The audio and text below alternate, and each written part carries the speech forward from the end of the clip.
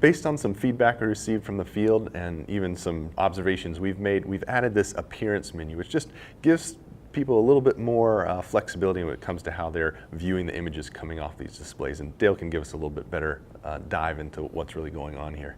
We initially ship these things. We calibrate every monitor that gets sent out with a very expensive probe using SpectraCal's software for professional calibration, and we're targeting Rec 709, so it's a full gamut calibration.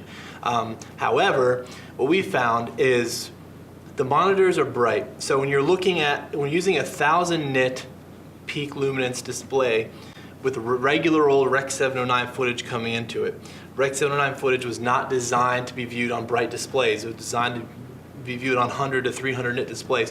What starts to happen is your traditional 2.2 or 2.4, Rec 709 doesn't actually specify a gamma standard, but most people look at it in between 2.2 and 2.4. And when that gamma curve, the same gamma curve is applied on these 1000 nit displays, it just sometimes looks weird. It's the odd man out. When you take this thing on a set with a bunch of 200, 300 nit displays, and our 1000 nit display is sitting there next to them, it just looks odd. And what happens is you're seeing a lot of the lower luminance values, so like some areas in the shadows or whatnot are being lifted. Everything's lifted linearly on these bright displays, right?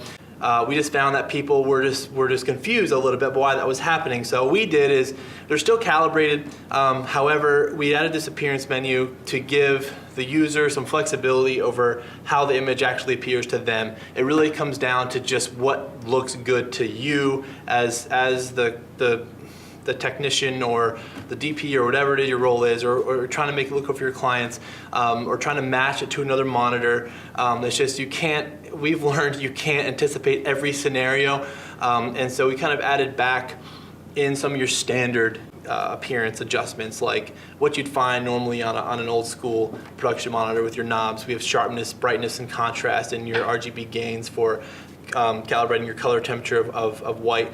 But the things that you might find different here that I want to talk about, and I want to talk about why, we added what we're calling OLED Gamma Match, which is using the BT1886 gamma formula. It's just another gamma formula that was defined a while ago for higher luminance displays, and so what it does is it just handles the speed of the gamma ramp a little bit differently, and in my opinion, it makes these high brightness monitors look better when you're looking at Rec 709 content at 1000 nits or plus or 800 nits or whatever.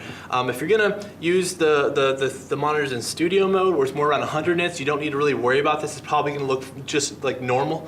But if you want that added benefit of the viewability outdoors, but you still want it to look kind of normal, we find ourselves kind of in this weird spot between a normal 200 nit Rec 709 monitor and an HDR monitor. That's why HDR was invented, but if you're not using HDR, but you want the viewability and you want it to look normal, you're gonna have no choice but to fiddle with these two things, which are OLED Match and Gamma Shift. I found that, and I think the science does back this up, that when you're using a 1000 nit display with Rec 709, higher gammas just look more normal, because what that's doing is it's slowing the actual. So if your input value of, say, a bit value of 20, which is a pretty dark gray, right? Then normally on a 200 nit monitor, that value might be represented as 6 nits or something. Well, on our display, it might be represented as 20 nits, and so it just looks different. And so what happens a lot of times too, your noise floor that's usually always there in a camera in the shadows is being lifted up into a much more perceptible zone, and now people are going, oh, the monitor's noisy, or what's going on, what's that noise? And it's just because the noise is more visible because it's brighter.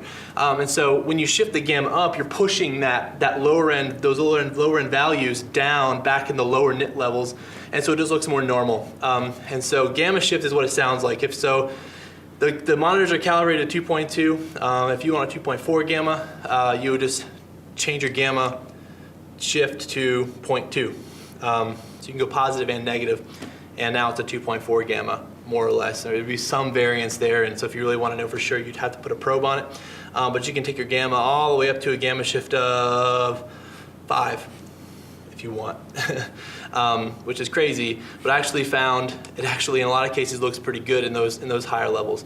So that's what it is. That's why we have these things there. It's really meant just for your experimentation and for your liking. We found, because we made a monitor that hasn't really existed before, there's no book to follow here. It's really just about finding the recipe that works for you, and we're just trying to give you the most flexibility possible to do that.